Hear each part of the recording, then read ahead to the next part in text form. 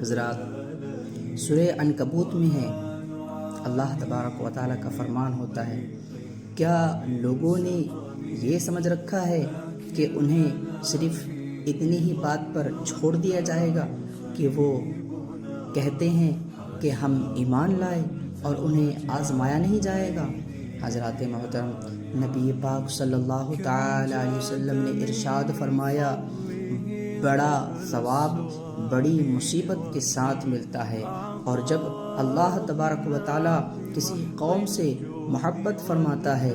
تو انہیں آزمائش میں مبتلا کرتا ہے، جیسا کہ آپ دیکھ رہے ہیں کہ ابھی کا دور اور ابھی کا ماحول کس طرح کا چل رہا ہے۔ تو پھر جو اس پر راضی رہے، جو اس مصیبت اور آزمائش پر راضی ہو، اس کے لیے اللہ تبارک و تعالیٰ کی رضا ہے، اور جو ناراض ہو اس کے لیے اللہ تبارک و تعالیٰ کی ناراضگی ہے۔ حضرات محترم،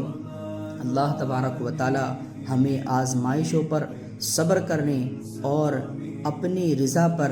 راضی رہنے کی توفیق عطا فرمائے۔